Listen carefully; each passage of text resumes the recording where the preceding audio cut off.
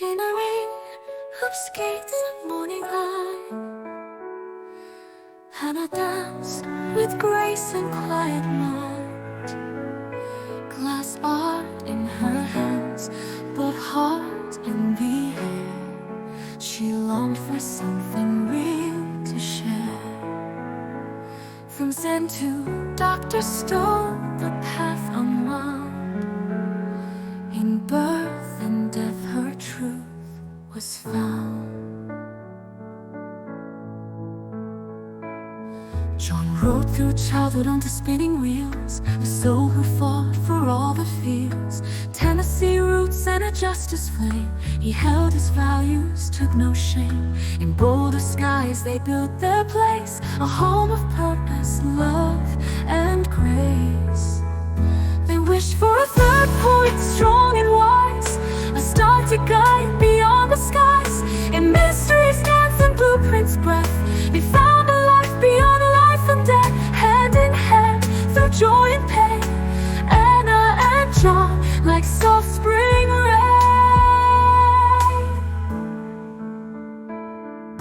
Two seekers who could shape and feel, the body's map, the soul's appeal. She taught with fire, he held with peace. Together their wisdom found release. Through cranial ties and polarity flow, they help the sacred know and grow. He said, be kind to faith so small. They know the truth, they hold it all. She spoke of wounds that shine with light, of how we turn the pain to sight. Through every ending something new, a life that breathes in me and you. They wish for a third point, strong and wise, a star to guide beyond the skies. In mystery's dance and blueprints breath, they found the life beyond life and death. Hand in hand, through joy and pain, Anna and John, like soft spring rain. They wish for a third point, strong and wise, a star to guide beyond the skies. In mystery's dance and blueprints breath, they found the life beyond life and death. Hand in hand, through joy and pain, Anna and John, like soft spring rain. A house they built, a school they grew, a path for many, strong and true. Now their daughter continues, their legacy lives where they have walked. We walk within.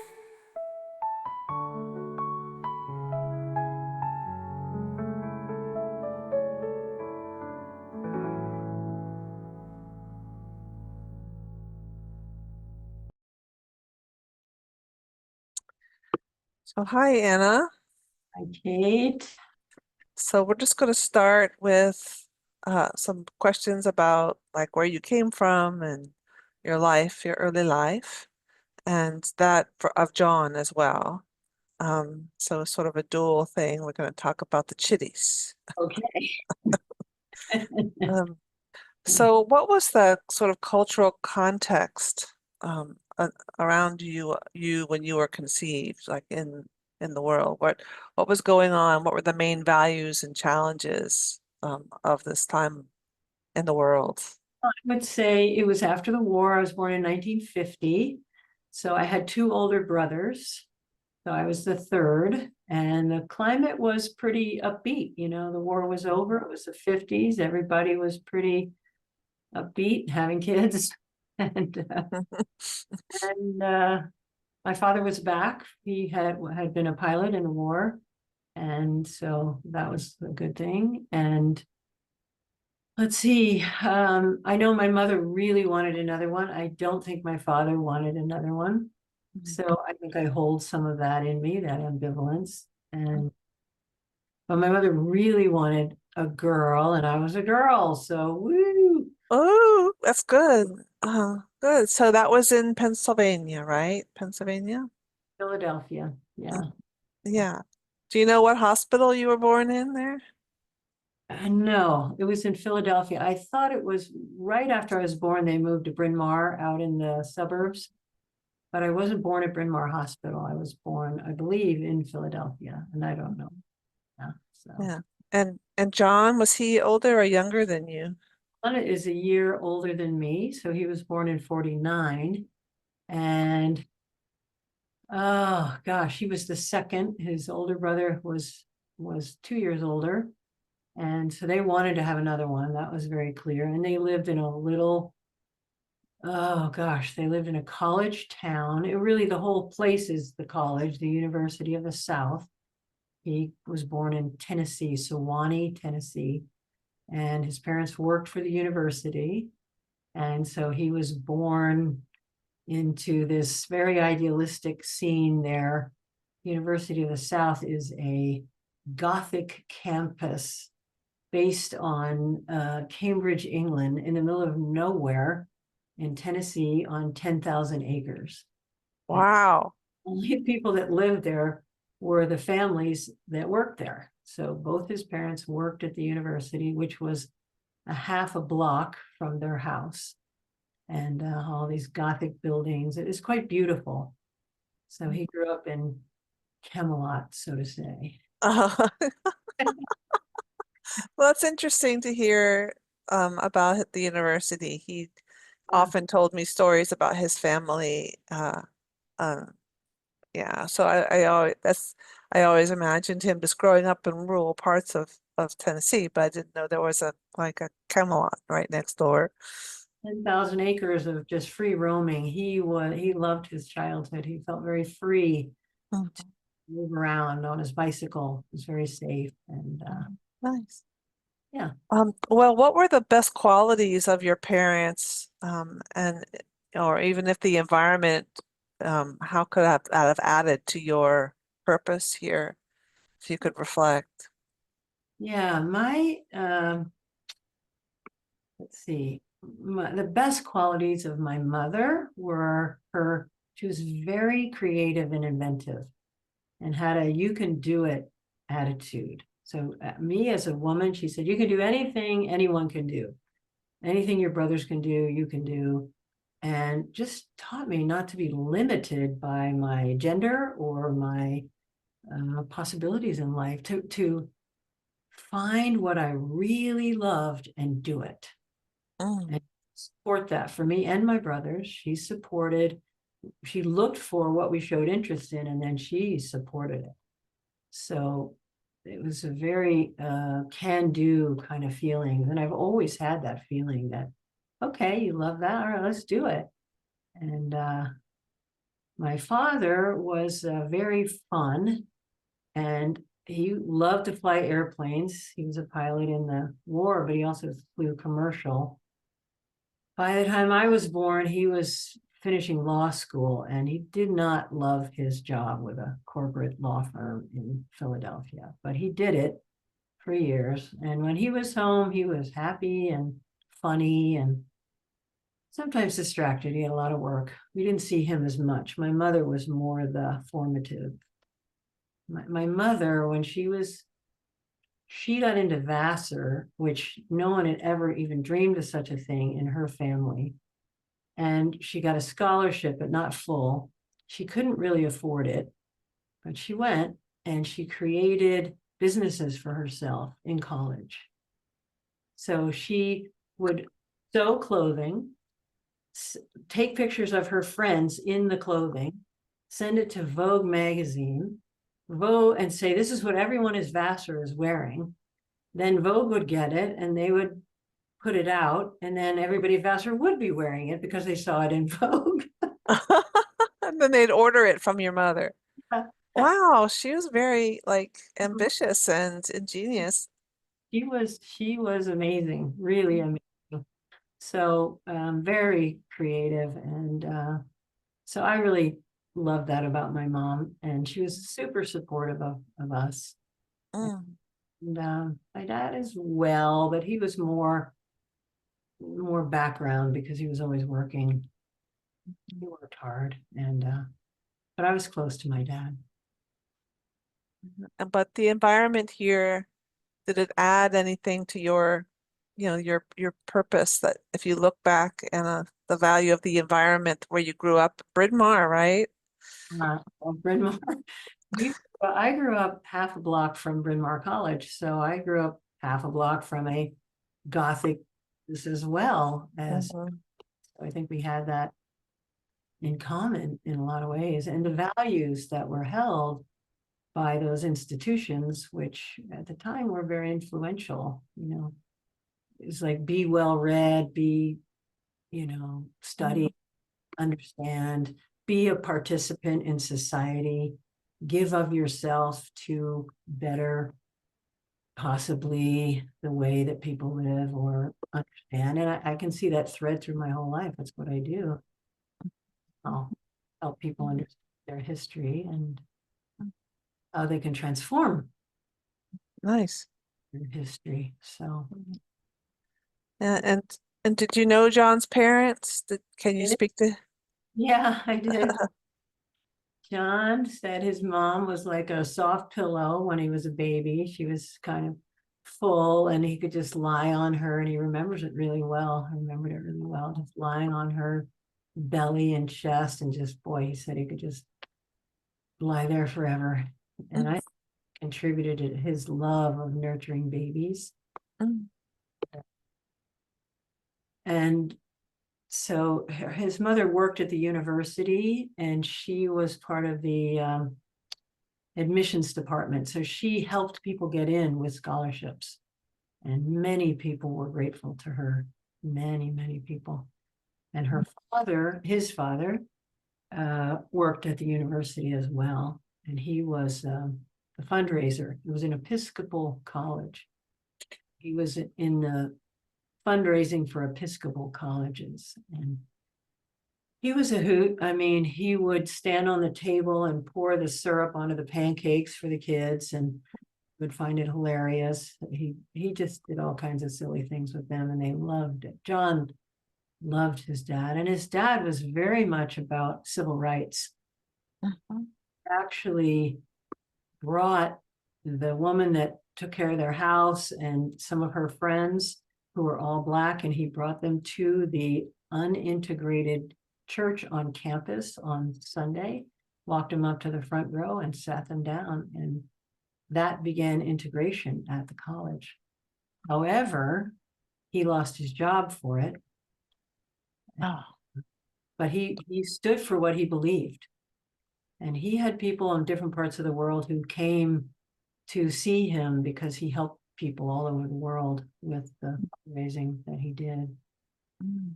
So very. Yeah, well, John also was very big on his convictions. I thought, yeah. Right. And I think that was true. That was true for both of us, know what you believe in and do something with it, support it, help people. Big one, make the world a better place, I think John would say quite a bit. Right. How can we bring more consciousness, awareness to our world? And how can we cultivate that in ourselves too? It's not just about giving it out, it's about knowing it inside and then sharing it with Yeah. others. Beautiful. What's inside, Okay, so let's move on. The next question is, what significant story can you tell about your childhood, and how does it relate to who you have become? Okay. Big story. Well, I mean, the biggest thing of my childhood was I got involved in figure skating when I was 5. And I'd go with my friends, and my mother started to see that I had an interest in it, so she supported it, which is what she did. And I became a competitive figure skater. I spent my childhood in a skating rink, practicing all day long. I went to school also, so I skated before school, and then I skated after school, and then I did my homework, and then I go to bed, and I got up at 4:30 or 5 every day of my childhood. So you're disciplined, very disciplined. Disciplined childhood.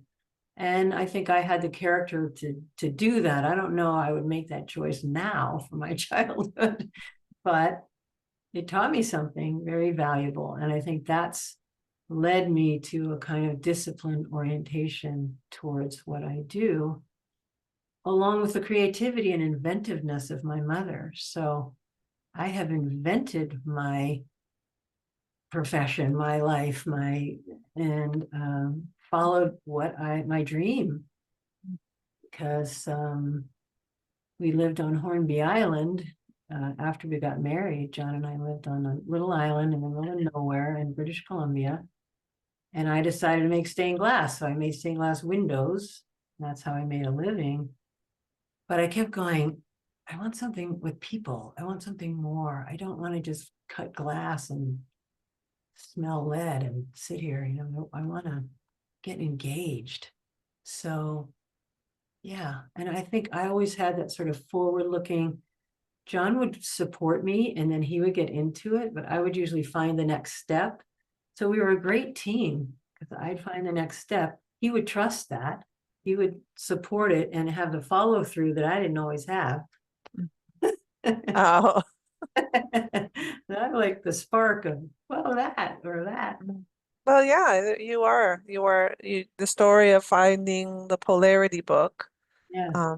and how he took it up as well. So I Yeah. hope that that story comes out here. And yeah. Yeah. Did John have a significant story that he talked about a lot, or? He ended up going to a all-male Episcopal military academy. So when his father lost his job, his father, then the family moved to New York, but John stayed in Tennessee and was a boarder at this school. And at one point, he was very high ranked. They had ranks and they marched to lunch and they wore uniforms and all this. And he was the head of the dorm or whatever. And one of his friends was having trouble. And he stayed up talking with him, listening to him and letting him say. Well, they stayed up past the curfew. And he told the truth and lost his rank, which his mother just never really quite got over. But he felt like he'd made a choice toward the humanness of the connection. And that meant more to him than his rank. And I think that's something for both of us. We've never thought of position or rank favoring over heart and people and connection. So Oh, okay, good, beautiful stories both. So what were the initial traits that guided you in the direction that where your life later took? What were the initial, like that initial spark? Like how did you get? I'd say it was in college. I began to just open to an interest I wrote my thesis on Zen art and Surrealist art. I was an art history major. And I got so involved in that thesis. I loved it. And I got so involved in, Alan Watts and Aldous Huxley and all these writers of the time, and then the Zen writers, and seeing how the Zen practitioners, the Japanese and the Chinese, and how their lives moved into fruition, and how the surrealists who were living a little bit more like I was, just looking for altered experiences and trying to find something through going out, essentially, they didn't end up well in their lives. And I ended up at the end of writing my thesis, looking in the mirror going, oh my gosh, what do I want to be like? I don't want to end up like the surrealists. I want coherence. I want to end up. So I developed an interest in spirituality and Zen, which I studied for many, many years. But also how this relates to us as human beings and how we relate to each other. So all of that led me to Dr. Stone, really, on Hornby Island, and opening those books and going, oh my goodness, here is how the invisible is seen in the visible. And I was so interested in the invisible. in the mystery.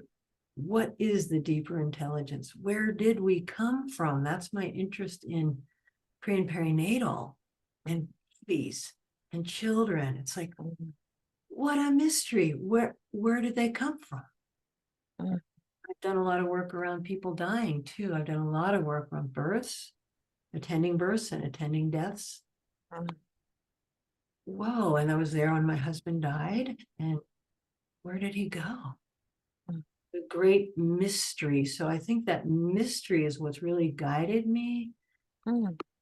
to know that it actually has, it's not, there is knowing in it. It's not the kind we think of, but the more that I've been able to sink into curiosity of the mystery, it begins to reveal. So I can see way back, I was living on Hornby Island, and I was thinking, I want something meaningful with people that could explore the mystery Mm. together. So when I found Dr. Stone, it's like, oh my gosh, there it is, you know. Well, why don't you describe who Randolph Stone is for people listening? They may not know. Right. So Randolph Stone was an osteopath, a chiropractor, a naturopath, a midwife, and a homeopath. But he wrote these wonderful books with these diagrams of the geometric patterns out of which the human form arises. And he talked a lot about the energy body and how this body that we see is really a manifestation of an invisible body, which includes the body, the mind, the beliefs, and the feelings are all together. And it's energy, and it's flowing through our body. It's what created our body. So he developed all these maps of energy patterns in the body from ancient traditions all over the world. He traveled the world 8 times. Mm. The ancient medicines of all kinds of cultures, and sort of synthesized a version of how energy, how the sound and light become physical, and a way to interface with both. And this became John's background also, and also Ray Castellino. Mhm. Yeah. Yeah. Well, for John, were there other traits that you think sort of led John, to what he wanted to do later on in life? I think he was an edge traveler too, like me. I think that's what we liked about each other. He liked that edge, you know, of the known and the unknown, and discovering more of the mystery. He loved that. And that when we first met, that's where we connected, and it remained our connection always. And Mhm. we used to say that for a marriage to be strong, you have to have 3, not just me and you, but a third principle that we can orient to, that holds us both. So that third principle, spirit, you know, or whatever it is for people, your highest integrity, or we believed in that, and we always could come back to that with whatever else came up for us in terms of our personalities. But we always said a triangle is more stable than a polarity. Yeah, that is. You're true. Right. Mm-hmm. Right. Okay. So I guess you would say Randolph Stone was your one of those main inspirators. Yeah. And for John, were there other inspirators? John, you know, I read those books and I just said, I want to go study polarity therapy. I don't know how to do it or where to find it. And he didn't want to go anywhere. John liked to stay home. Right down to it, I go, well, I'm just going to go for the weekend to this place. And I think I was just going out the door when he finally went, okay, I'm going to come to, you know, you always find something good. So I'm coming to, and it was beautiful. we started uncovering our patterns and Mm. understanding the struggles we'd had with each other and why and how that was patterned by our parents and so forth. Mm. Very much a kind of conception understanding, really, that plays through our lives. And it brought us closer, and then we decided to live there because it was so profound for us. Other inspirations were, a big one was Franklin Sills. Mm. He's taught us cranial, taught cranial to us, and was a big inspiration. And he's also an edge lover. You know, he loves that mystery and how it intertwines. I'd say Jaap van der Waal's another great influence, and many people know him. We invited him for the first time, I think, that he had traveled and taught anywhere. He came to Boulder, and he and John became very close. Mhm. He would come every other year, and then John helped him get known other places because we thought he was fabulous. So he's a big influence on my understanding of embryology, my love for it. I took his course 6 times, I think. Mhm. I think, well, I've already done it 5 times. I'll just listen a little bit. And I get so fascinated again, I would just stay for the whole thing. Mhm. Yeah, it took me 4 times. Well, 3 times before I could really understand it. And 4 times, I mean, I'd take it again in a heartbeat, so I understand. Totally. And Ray was another great influence and colleague and friend and just deep heart friend of me and John and our children. Ray was Uncle Ray to Liz, our daughter. And yeah, Yeah. How long did you know Ray? I knew him since probably 1980 something. I knew of him for years because we were polarity therapists, so we kind of knew some of the other people. And so I met him at Marietta Hot Springs, in the hot springs in like 80. Oh, must have been earlier. It must have been like 83, 4, 5, something like that. I'm not sure, but Yeah, the Marietta Hot Springs was where you studied polarity, and mhm. you and John lived in that community for a long time. I mean, John told me the story a couple times, and then you've told me a little bit, but yeah. And I was head of the teaching programs there. So we had done our training on Orcas Island in Washington. And then the whole community bought Marietta Hot Springs, and we ran it for quite a few years, and it was amazing. That place, the acres, 14 tennis courts, 400 rooms, giant kitchen. John was head of the kitchen at first. Oh, really? And that's when he started losing his hair. It was very stressful, but Oh, wow. it was a vegetarian restaurant, which we served more tofu and carrots we bought than any other restaurant in the country. Oh, wow. That sounds fascinating. Is it still there, the Marietta Hot Springs place? It was closed to it was sold to a religious group, and they closed it to the public, but it's just opened last year to the public again. And my daughter went and said, oh my gosh, she didn't live there, so she was just enamored of it. Yeah, it's quite a So you can go and do hot springs now? I may have to go. springs and indoor tubs and mud baths, Mhm. all that. Yeah. Wow. Okay. Wow. All right. So what can you share from your early professional or times? What's early professional, you and John? What can you Well, share? real professional time together was training at in polarity, and we did a practitioner training that was 9 months, 6 days a week, from 7 in the morning till 9 at night, most nights. Mm. Live in, going through diets and cleansing and all that. It's very powerful. Unraveling our own material and also learning to be practitioners and work with other people. My first practice client was a woman with terminal cancer. And I had never seen, she had a massive tumor.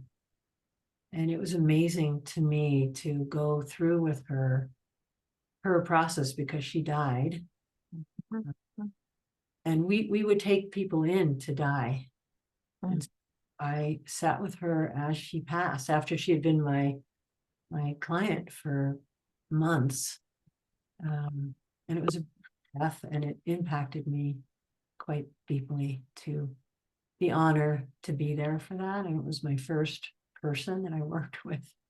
So we had a very deep connection, and to me, her passing was not a failure. It was a fruition of, moving to the next, what's next. So, and then let's see, John, we had various different jobs in the fellowship. John worked in publishing, and also he was the fundraiser, like his father.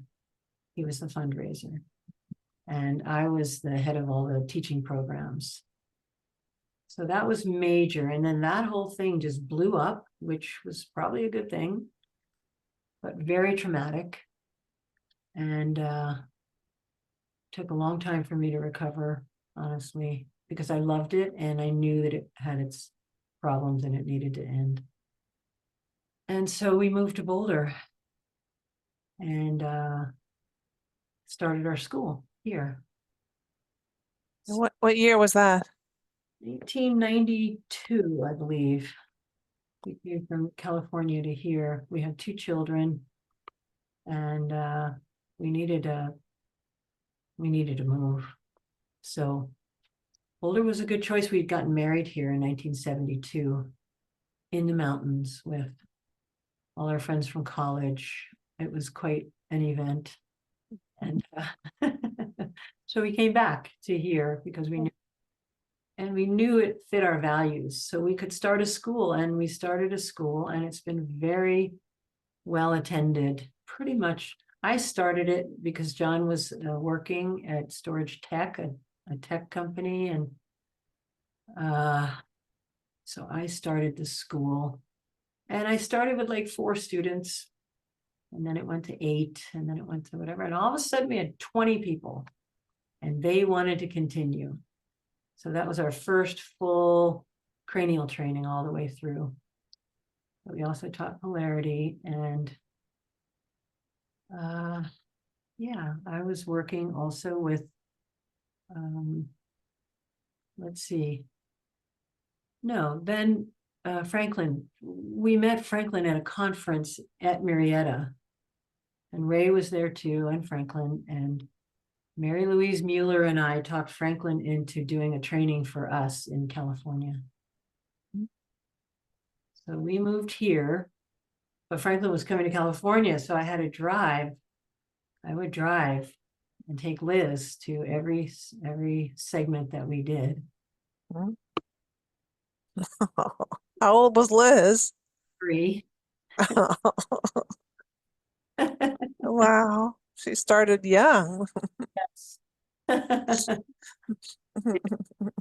And so yeah, I would travel out there, and on the way we listened to music and stories, and she got, at 4 years old, because it took 3 years to go through this whole thing, she got really interested in the Phantom of the Opera, and she learned every song she could sing.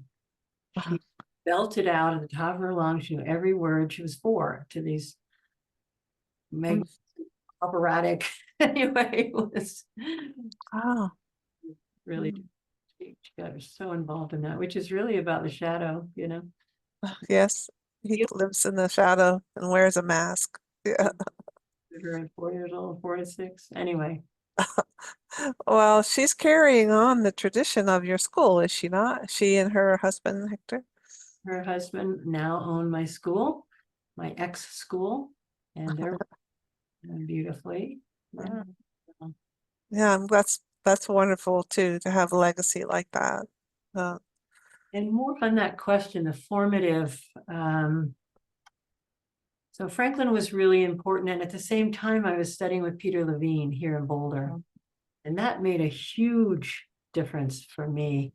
1992, starting to study with Peter about trauma, and it really was so powerfully transformative for the work that I was doing, because I had studied pre and perinatal early on with Graham Ferrand and done some with Stan Groff, and it was cathartic. And when I studied with Peter, I began to see, oh, that's why some of the people I work with are not transforming, because they're hitting trauma, and catharsis is not going to help them. And so Peter was super transformative to me. And when I went to the training with Franklin, Ray was one of the assistants. He was the only assistant at first. And trauma came up in the training. And I was sitting watching it going, oh, it would be good if everybody understood Peter Levine's work. So we talked Peter Levine into coming to a polarity conference in Ann Arbor, 10th annual polarity conference. And we got Peter and Franklin and Ray together to, you know, have a conversation together and learn from each other. And that transformed, I feel, was a transformative moment for both the cranial world and the pre and perinatal world as Ray began to bring it forward more. So all of that really influenced my work in with people, and I began to have what I felt much better success. And yeah, so. Okay, well, I hope I would love to hear for people to hear more about your work, Anna. So let's just go down questions here. But John and what influenced him, Mhm. because he similarly was influenced by what I was bringing from these trainings, because he was working at this job, you know, and so I would bring these things, and he's so readily picks up on what's true and then finds a way to write about it or bring it forth, or, you know, he had a very organized mind, very clear. And so I would say he just joined me in all of it and helped clarify it. And yeah, so He loved quantum physics. he did. And one thing I haven't said is both my brothers were physicists. So my older brother had the same degree as Peter Levine from the same department and teacher in Berkeley.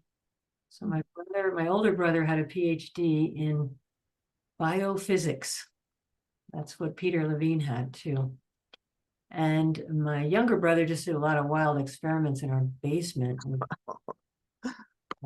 Pretty crazy, but I had a moment with my older brother who always went, oh, your work is fifth, you know. And he was in the hospital really like a month from dying. And I went to be with him. And he was talking about, and he always would talk to me in language I could not understand. He showed me his PhD thesis. He was all proud of it. I opened it up, it was all equations for 100 pages. You know, I was like, oh, great. But we had this moment when he was in the hospital. He was talking about the quantum vacuum. He just kept going on about the quantum vacuum. And I felt like I'm just sitting in it. And I said, Bill, it's right here. And you sense it? He's like, oh. And we had this moment of total connection, of understanding, me from a completely non-physics background, non-math, just intuitive, experiential, and he from his place. And we met there, and I felt really informed by all my brother's years of research and understanding. It was really such a beautiful moment, because he would poo-poo anybody that didn't do their own research, or, you know, he was a Berkeley scientist in that research department for 20. So it was beautiful. It's like, oh, there we meet, Bill. Oh, I'm so grateful for that. And so John loved physics also, and he thought and understood the principles to a degree that we can without the full, you know, depth of what my brothers studied, but yeah. So I feel like I had that as a background, and I also had it as a prod. Like my brother would never take me seriously unless I could really. So it taught me to be more precise in what I would say. Yeah, Good. yeah, Big science family, yeah, Yeah. both of them. yeah. All right. So let's see, I think you've answered this question, but I'm going to ask it anyway. What important other things, other kinds of work that you do, and how did they grow together, the other work and your, I guess, your purpose? Like what important other things did you work with? Well, I would say both of us on Hornby Island, we built a house from scratch ourselves, the two of us. Chainsaws, and we went to the beach and collected logs off the beach and dragged them to our house site, and then we'd go to the woods because we had 80 acres on this island with other families. It wasn't just us, but we could take trees down and skin them and use them for joists and rafters, and so we loved nature, and we learned how to craft a home from our environment, Wow. like body work in a way. And we made mistakes because we had no clue what we were doing.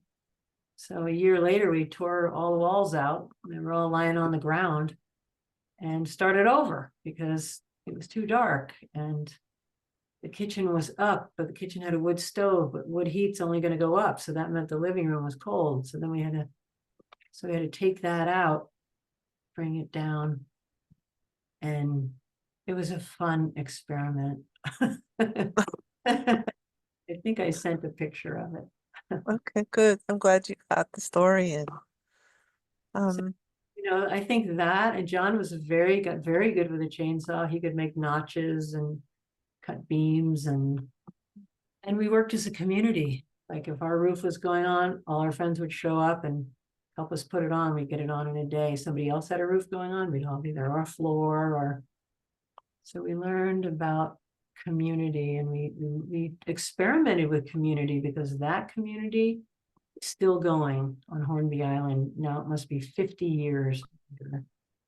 And then we were on the one on Orcas Island, the polarity therapy one, which had a completely different structure. We were very interested in alternative community. It was the 70s, and we wanted to know, like, how could we live communally in a different way? So the fellowship, we all came to zero. We gave what we had, and we had our debts paid off, and we all lived the same. But we had a strong structure, and we got a lot done. And the other group, we had a not very strong structure, and it was hard to get anything done. But that one, and the other one didn't. So it's so interesting. the one on Hornsby Island lasted, but the one on Orcas Island didn't. Looser structure. Mhm. The fellowship got cranked tighter and tighter and tighter until it was authoritarian and weird, and it needed to end. But we Okay. done because we all had the same purpose, and we worked together, and I loved that. Honestly, that working together was amazing. So Good. all that influenced our work, because we create communities. We've created community here in Boulder of all the people that take our trainings, and And yeah, and all the people that you studied with really influenced your work. Like, I wondered if you could talk about the blueprint resonance, because this is the culmination of all the Yeah. things that you've studied. Right? Yeah, the culmination for me is this synthesis that's sort of doing itself. Not like I'm synthesizing, it's like something there's a kind of a guidance that feels like it's moving through, like I'm not working at it. It just feels like it moves through me now, and it just kind of shows me this coming together of the biodynamic craniosacral therapy, which I love, and I learned from Franklin, the pre and perinatal work that I've done, love that I what came together with Ray and co-taught with Ray for 3 rounds of Body into Being, 3 different groups. Over 3, 4, 5 different years we did that. The work of Peter Levine, the understanding trauma. And then also, I've been a practitioner of Zen, and I became a Zen priest, actually. And that informs so much of what I do. And then I also am a ordained teacher of the Diamond Approach. So all that. And I've always been a very eclectic. Dr. Stone was eclectic. I've always been really eclectic. And so it just sort of forms itself into, for me, how do you work with people? And the main orientation for me has become the blueprint. If we can know that there is an underlying intelligence, an underlying blueprint for formation, you could say the universal awareness, pure awareness, sort of moves as presence, and there's a body of presence with all the essential qualities of humanness, pure, and out of that arises our form through the fluids in the body. And so we are so much more. And for me, the beauty of studying and learning the pre and perinatal piece, which I really love, is that we begin to touch the mystery. And it's in the things that happened to us that patterned us, because we got patterned by what occurred. And that's not a bad thing. That's just what we came here to learn, or how. And so we have these, what I call imprints, which are what got impressed upon us by our environment, the beliefs of our parents and their parents and ancestors and so forth, and how we responded to that pressure. So it's unique to us, our imprint. It's like unique, clever, cool, you know. So our wounds actually hold our uniqueness. And if we can not get caught in getting identified with that pain of that, but we can have enough presence to meet it and hold it, let it be held, it can begin to unravel and open. And the layers that we've had as coverings begin to come unglued. And what shines forth is that body of presence, or our essential nature that lives within and around us and is pure and transformative in the most potent way. This body of presence that I think a word that Dr. Jealous has used is soma, meaning, in his terms, meaning sacred body. Not just soma body, soma meaning sacred body, which is the body of presence, which formed us. And he talks about the embryonic mind, that it's not just somatic memory that we're remembering as we do our birth and in utero process. Often we see with something bigger, a bigger mind. I've seen in my process things that I couldn't have actually seen. So my mother getting an episiotomy, well, I couldn't have seen that, but with the bigger mind, I saw it. I knew. And so the promise of it is that we could actually shift our perception from the wound, through the wound, to this bigger mind that sees. So now we are the seer, not the wounded one. Mm. We see and feel and hold, and we sense and feel deeply. And sensing, which I've learned deeply from Buddhist practice and also from Diamond Approach, also from Peter Levine, who actually was a lot of what he brought came from Buddhism. Can't think of the name right now, but so yeah, we have the potential to touch that mind again, that bigger view of knowing.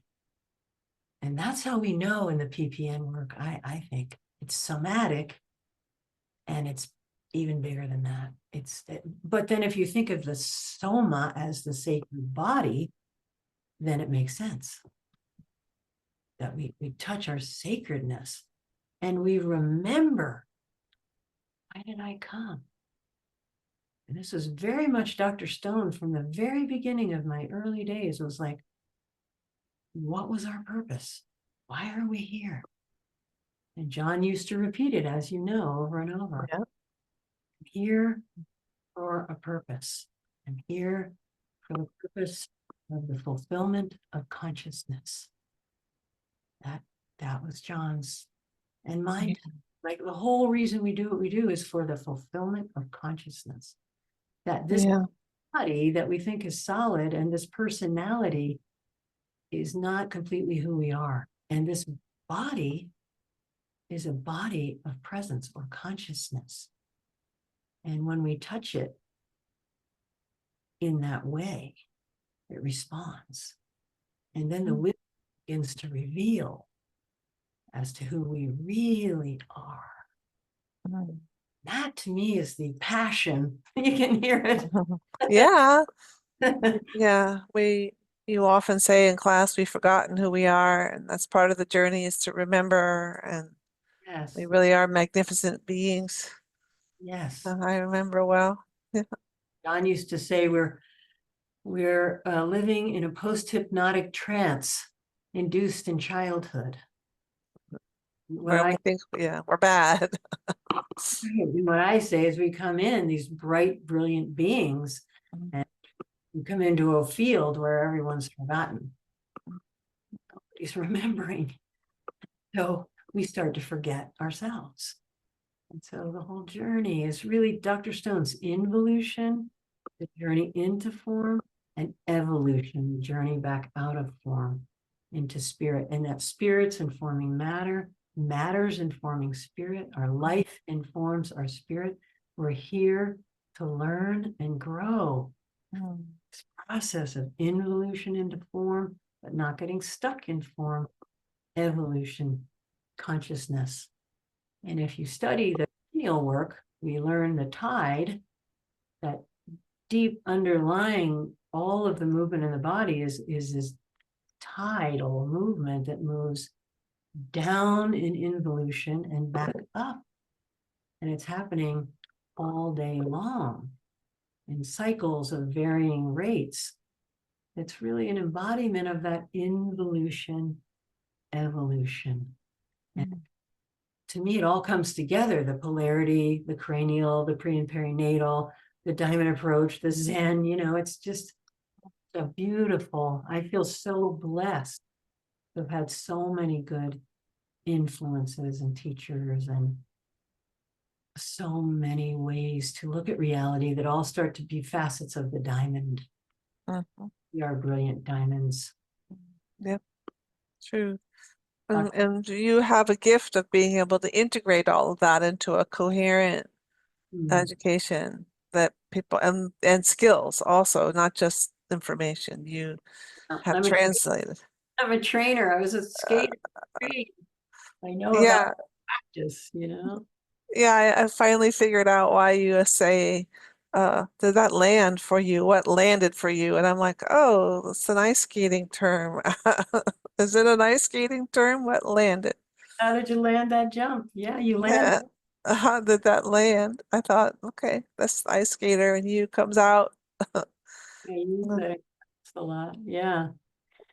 Well, John loved babies, and so if you could just tell a little bit about that, we're heading toward the completion of our interview, but I was wondering, John brought the baby work, so I John, wondered. when we first moved to Boulder in 1972, first thing John wanted to do when we got here and we got a place to rent, he wanted to go find somewhere where we could hold babies. He had two younger siblings, which he did a lot of holding, and he loved it. And he wanted to go. So we went and we found some daycare place, and they let us, in those days, they let you in, and we went and held babies. So John opened my life because I was the youngest. He was one of the older ones. I wasn't around babies growing up. So his love of babies was just off the charts. And so we went in Boulder and we held babies. We weren't even married. We were just having a connection at that point, but we ended up having children, and he wanted to call his book "Be Nice to Babies." I didn't know that. Instead of working with babies, he wanted to call it "Be Nice to Babies." And he just took to that. We had Ray come out at one point and do a series of, I think, 5 womb surrounds in a row. Oh, wow. John and I did the first one with some other colleagues, and we had him do an intro night, and then I assisted him through 4 more womb surrounds, and I totally lost it in the last one somewhere. And he said, "I've been waiting for you, wondering when you were gonna," from all of this material. Mhm. Mm. And so John had a very beautiful, simple approach to working with families and babies, which he taught you that course, working with babies. He would bring babies in, and moms and dads, if they would come, and he would do a session a day for, I think, 4 days, and teach this very simple, beautiful. He has a simple little book called Working with Babies that's very practical. He didn't take race training. I actually did, but we just kind of things together. We always worked together. We were always together. We worked together. We raised our kids together. We went to the same college together. Oh gosh. So Wow, yeah. You spent your whole life, 1970 met, and we had a long life from there. Yeah. Yeah, it's beautiful. And he was sort of John had a softness like a baby himself. Mhm. He'd be intense too. I'm not saying he wasn't, but he had such a soft Southern gentlemanliness about him. It's true. He was very equanimous but Yeah. also just light. He would always start our sessions with, "Tell me a story," you know. Yeah. Yeah, but he could be, if you wanted to punch, he wouldn't hold back, especially after his cancer diagnosis. And um, yeah, he was very deliberate, and at least my experience of him, at the same time light. So yeah, Very integrous. yeah, He was very integrous and always thinking about what's the best way to give to people or help people. So we, yeah. You both have that be kind Mhm. ethos. Yeah, Yeah. yeah. Kindness is key. Yeah. So Okay. So just heading toward the completion here. What are the most important messages that you would like to share with the younger generation of professionals, scholars, academics, lay people, parents, or really anybody? What messages from your life's work, you and John, would you say to younger people? just let's all remember that babies are sentient. Come in very aware. And if we could learn, hopefully our whole journey is to come back to that capacity for which when babies are well fed and and rested, they have a quality of calm abiding. Mm. That calm abiding is in all of us. So as we go through our journey of life, can we remember full circle to the place of calm abiding? And can we be with children in that way, with kindness?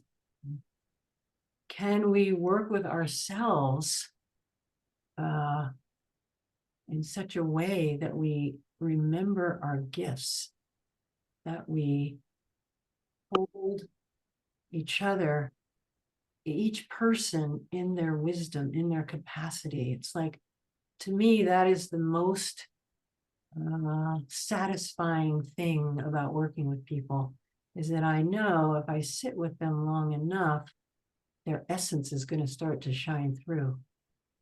I'm looking with the perspective of non-pathologizing. Yeah. We both had that. We're not pathologizing. Nothing we're doing is wrong. Everything we're doing is intelligent. If we only knew the field that we had to manage when we developed our patterns, our issues, it was because we were managing something that was unmanageable as a child. And so if we look at every human being as doing the very best that they can, and nothing is wrong, and everything that I've studied supports that if we could understand everything we're doing is intelligent. Now, it may be limiting at this point because it was the best we could do when we were younger, and so it becomes a limiting factor over time. It still was a good mechanism, and there may be more possibilities now than there were then. And that's another piece for me, is that we remember that it's important when we study early structures and wounds and feelings that we maintain an awareness of now. Healing can only happen in the now. So we're looking at someone and ourselves as there's nothing wrong. There's something essential that's trying to push up through all this obstructing layers. And if we can hold that there's something essential underneath that's trying to bring itself to our attention, and we watch for that with others, you'll see it in babies and in children and in people. And that we do this work not just for ourselves, but when something in us processes and integrates all the way through, and we become the seer. Dr. Stone said there's all these elements: earth, air, ether, fire, water. I am not these. I am the seer of these. When we come to that perspective, we can integrate things that may have been passed down from our ancestors to our parents, to us, through the culture. It's like we come in with a load, a burden of unprocessed material. And as we begin to transform from our small identity into something that recognizes our magnificence, our brilliance, our boundlessness, our capacity, our power, our strength, our wisdom, as we recognize that, that to me is not just for us, it's for our parents, our grandparents, our ancestors, and our children. So for me, it's a bigger vision than just the insular nuclear family. But that, Yeah, so what a message of hope, Anna. yes, and I know it's true. I mean, that's kind of arrogant, but I know it in my being that the biggest suffering that comes from being born into this world is when we lose intimate contact with our being. We develop a shell and we live a performance. But the becoming intimate with the depth of who we are is totally so wonderful, to come back to the intimacy that we lost, our knowing, our capacities, our love, so It's beautiful. Well, here's a question. What would life be like if you were not born? I don't know. I know. We don't know. We're not here. John's not here, and we can feel the loss of that. We can certainly feel the loss of that. Yeah, it's true. And I want to say too that being with John in his dying, I saw the transformation from the physical to the essential, the essential body, and then to the space. He was brilliant in that. Yeah. He hadn't been born, I wouldn't have had that experience, and I hadn't been born, I don't know what would have. I don't know. It's hard to say. I know well, I can say that there'd be a lot of people that didn't understand all the things that you've integrated into the work that you do, and it really has made a big difference in the world. So, is there anything that you would change if you could go back?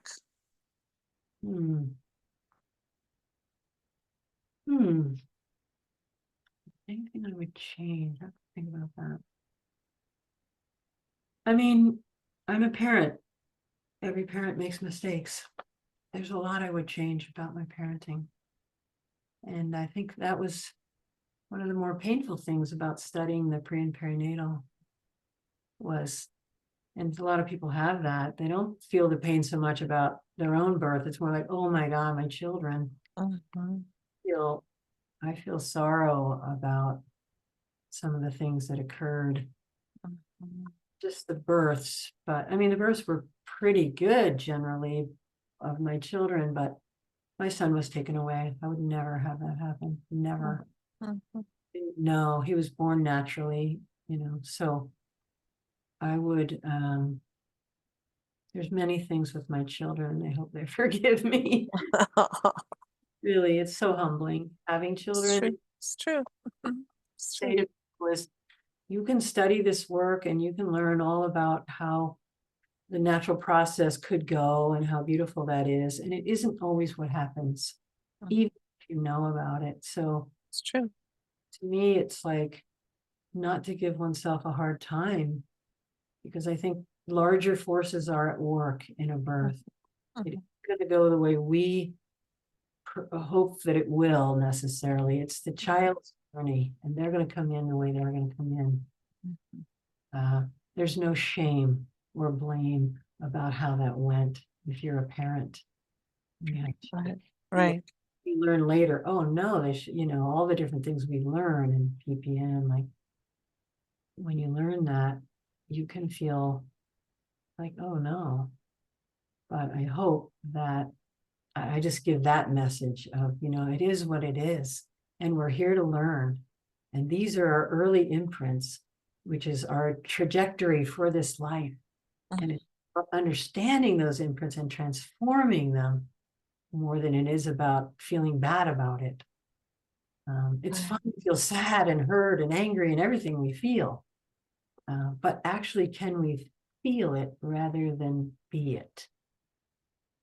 I had a client recently who said, I'm tired of being sad. And I thought, yes, that totally makes sense, because being sad is different than being with sad. In that case, I've become this, I'm tired of being sad. That's an identification. But through the process, we can learn to go, oh, I am being with the sad. And then the sad can transform me. It can inform me. It can transform me. So we become grateful for the things that went wrong, because they hold the gifts Yes. Yeah, I remember you taught that once you decrease the charge of it all, it's like a beautiful piece of art, you know. Yeah, Yeah. Yeah. that's a good point. Discharge the charge that's in it, Mhm.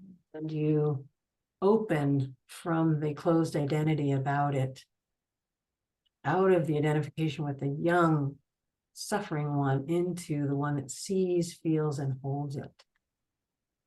And Right. Well, one last question is there anything else you would like to add? oh, gosh, let me just take a moment. Let's see. I'm really grateful for this. I'm really grateful for the people that are doing this project. I think it's beautiful. And I've loved watching some of the interviews. They're really cool. Appreciate that. Appreciate the scope of it. Mm. And I'm trying to think if there's anything I wanted to say. My grandmother on my mother's side was a magic being for me and had a lot of influence. She was an artist and she painted trays with gold leaf, very intricate, very beautiful. And I would go to her house, and that was just like the magic place to go. And so I think I learned a lot from my grandmother too. And yeah, and my father's father was orphaned at 7.